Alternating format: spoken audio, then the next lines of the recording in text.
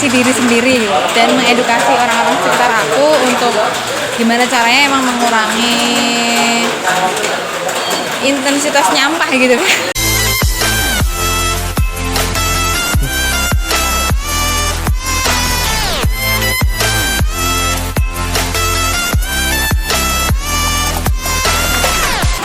Assalamualaikum warahmatullahi wabarakatuh. Waalaikumsalam warahmatullahi wabarakatuh. Selamat sore. Sore ini saya bisa berjumpa dan bertemu serta mewawancarai orang yang begitu spesial dan begitu luar biasa. Sore ini kita akan membahas sedikit tentang pengelolaan sampah seperti itu. Nanti untuk lebih jauhnya dan lebih lanjutnya kita akan ngobrol bersama Ani Melinda selaku narasumber kita pada sore hari ini. Dia sudah berpengalaman dalam proses pengelolaan sampah khususnya dalam lingkup kecil bagi berbagai pesantren. Namun sebelum itu kita akan berbicara sedikit tentang sampah. Mungkin dari persepsi Mbak Ani ya, bagaimana pengelolaan sampah di masyarakat pada umumnya? Oke. Sebelum aku jawab itu, aku disclaimer dulu ya. Ini yang dijelaskan oleh Mas Torik ini kayak ya nggak 100% benar gitu. Soalnya aku juga masih belajar untuk pengelolaan sampah, apalagi dalam sistem pesantren gitu kan. Ya sejauh ini sih aku masih mengedukasi diri sendiri gitu, dan mengedukasi orang-orang sekitar aku untuk gimana caranya emang mengurangi intensitas nyampah gitu kan. Nah kalau untuk terkait dulu emang sempet sih, langsung aku jawab ya Mas ya. Nah disclaimer-nya udah ya, ini aku langsung jawab pertanyaan dari Mas Torik. Gimana tadi? Tentang bagaimana pengelolaan sampah di masyarakat gitu, atau yang sering Mbak temui gitu. Kalau secara umum ya di Indonesia emang ya masih seperti itu, belum memadai gitu ya. Apalagi kalau kita lihat di TPA tempat pembuangan akhir atau kayak gitu tuh masih ya ditumpuk aja. Kalau di teorinya itu disebut open dumping ya gitu. Ya dibuang-buang aja gitu loh, tidak ada pemilahan sebelumnya gitu. Padahal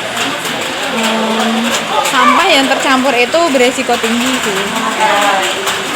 Bisa menyebabkan gas metan. Itu kayak di Putri Cempo di Solo itu pernah ada kasus kebakaran di TPA kayak gitu kan. Itu karena gas metannya emang udah membeludak gitu loh, terus akhirnya gas metan ini berasal dari sampahnya. Jadi sampah organik yang tertimbun di plastik-plastik itu kan, otomatis dia kayak susah terurai gitu, terus jadinya dia jadi gas metan gitu. Ya, itu salah satu problem yang ada gitu kan.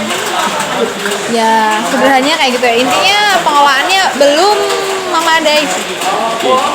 Secara keseluruhan mungkin kalau yang Mbak tahu, mungkin produksi sampah itu seberapa banyak untuk saat ini? Kalau aku dulu sempat pernah ini ya bikin majalah di lembaga pers kampus, itu temanya belenggu sampah Indonesia. Nah di situ ada salah satu laporan utama kita yang nyorot sampah di Salatiga gitu. Kalau di sini kan di Salatiga itu TPA-nya di Ngeronggol, di Argomulyo sini dekat Jalan Baru kan. Itu kalau nggak salah satu hari itu 60-80 ton. Wow. Jumlah yang begitu fantastis yang saya dengar. Itu satu Salatiga, itu baru Salatiga ya. Salatiga itu kalau katanya kan nggak terlalu besar. Nggak besar. Iya. Apalagi yang lain gitu loh kayak Bantar Gebang tuh, wah itu parah banget sih itu. Gede banget. Oke. Nah, terus ya kayak gitu sih. Berarti belum ada pemecahan masalah ya terhadap hal tersebut gitu. Lalu ini mungkin Mbaknya ini kan juga kalau ngobrol-ngobrol itu kan juga mengelola atau pengelolaan sampah di pesantren juga berada di situ ya, berada dalam lingkup itu. Mungkin yang melatar belakangi kok mau melakukan hal tersebut apa? Itu sebenarnya bukan ngelola ya, itu lebih ke awalnya itu social eksperimen gitu. Oh, social eksperimen. Iya, social eksperimen. Mencoba-coba berarti. Iya. Soalnya kenapa kok bisa? ya berangkat dari kepedulian kita beberapa orang, aku dan beberapa temanku, nggak aku sendiri sih, kita ada berlima, berangkat dari kepedulian kita melihat keadaan pesantren yang sampahnya itu emang mengganggu gitu, kayak masalah baunya, terus pembakaran sampahnya sampai mencemari udara pagi kita yang seharusnya sangat segar itu, cemari oleh asap gitu. Pagi-pagi sudah mencium bau yang seperti iya. Oh, parah ya, berangkat dari keresahan dari diri kita sendiri, terus akhirnya kita coba koordinasi sama pengurus kebersihan di pondok. Kebetulan pondok pesantrenku ada di dekat sini sih, maksudnya Kabupaten Semarang, bukan Salatiga ya. Santrinya ya sekitar nggak nyampe 300-an lah. Iya, oke. Ya sekitar segitu, jadi sampahnya ya lumayan lah. Lumayan ya, banyak gitu ya. Iya. Dibandingkan sama rumah tangga biasa. Iya, kayak gitu. Lebih tercemar pastinya. Kita bilang ke pengurus kebersihannya buat ngambil alih pengelolaan sampah gitu. Terus gimana caranya ya, kita pilah, kita coba pilah, jadinya semakin sedikit sampah yang terbakar gitu. Oh, berarti mengurangi pembakaran sampah. Mengurangi sih, kalau menghilangkan emang agak susah ya teman-teman. Kalau mengurangi sampah emang susah. Iya, apalagi ya, basisnya itu sebenarnya kesadaran kayak gitu. Dan membangun kesadaran, budaya sadar itu ya nggak instan gitu. Iya. Ya itu mungkin program memilah sampah itu mungkin berjalan 1 bulanan sih, sama bikin ekobrik juga sih kita.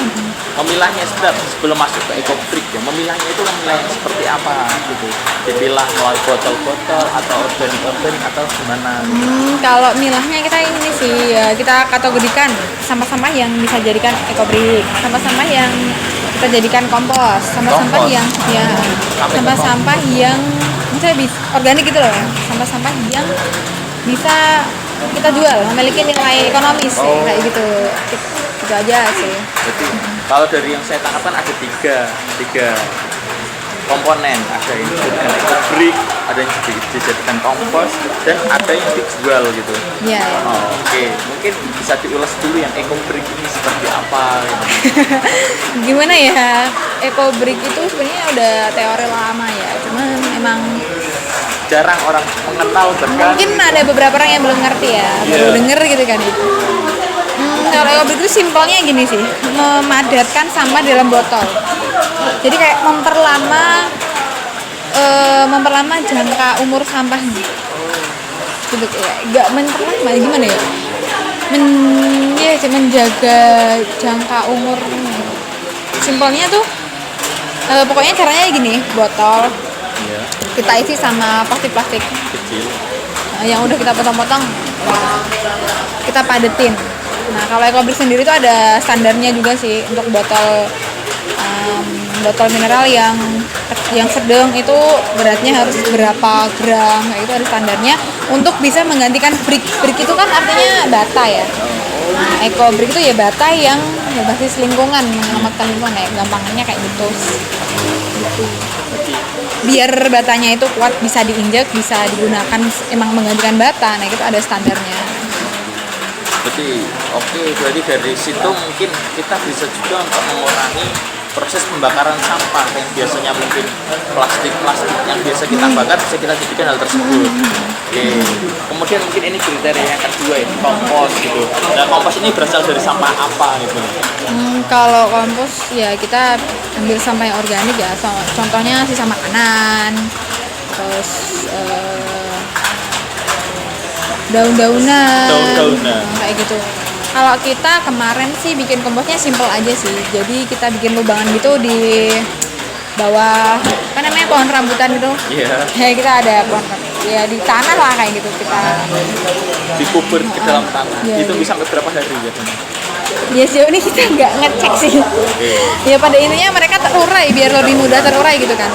Kalau kompos kan rumusnya ada yang basah kering, basah kering, nah kayak gitu. Ya. Oke.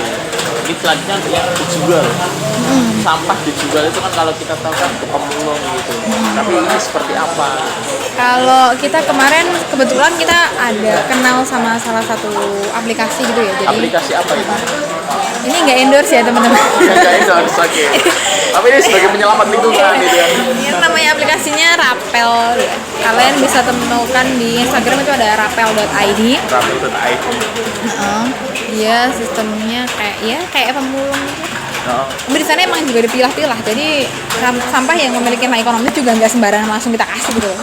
Jadi kita juga harus terpilah dulu kayak botol EBT, botol berwarna, terus kaca, styrofoam atau kertas ngeplek, kertas HVS kayak gitu, kertas apalagi terus gelas plastik kayak gitu nilainya masing-masing gitu loh.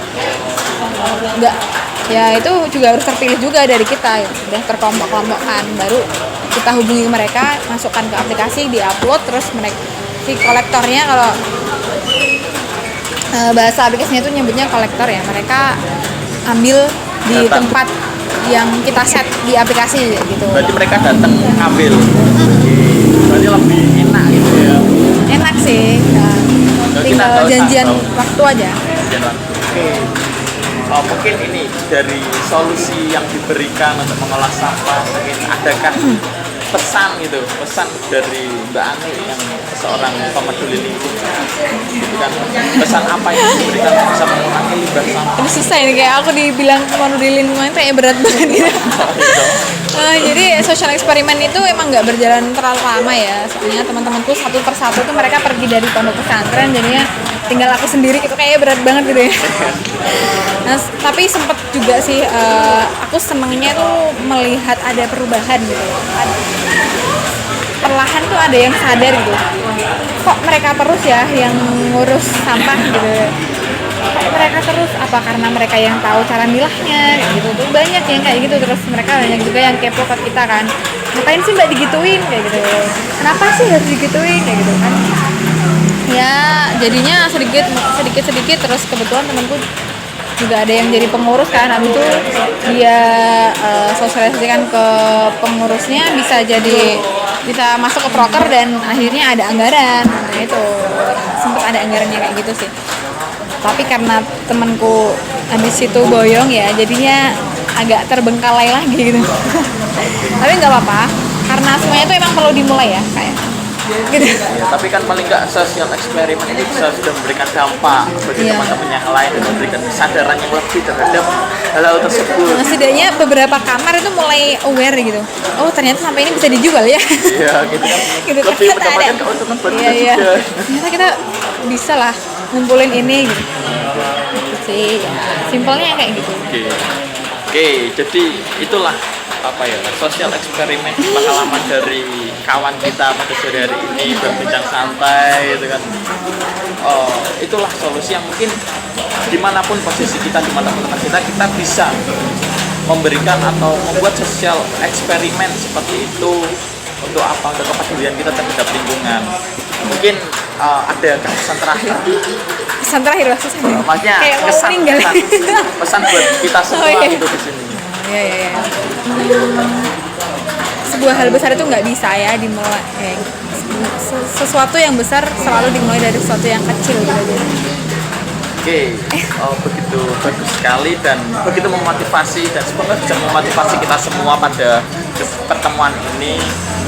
Itulah sedikit perbincangan dan sedikit ilmu yang semoga saja pemirsa yang menyaksikan bisa mendapatkan ilmu yang bisa diterapkan ke depannya untuk kehidupan bersama, agar lingkungan kita terjaga, agar kehidupan kita juga semakin terjaga dan lestari. Mungkin itu dari saya.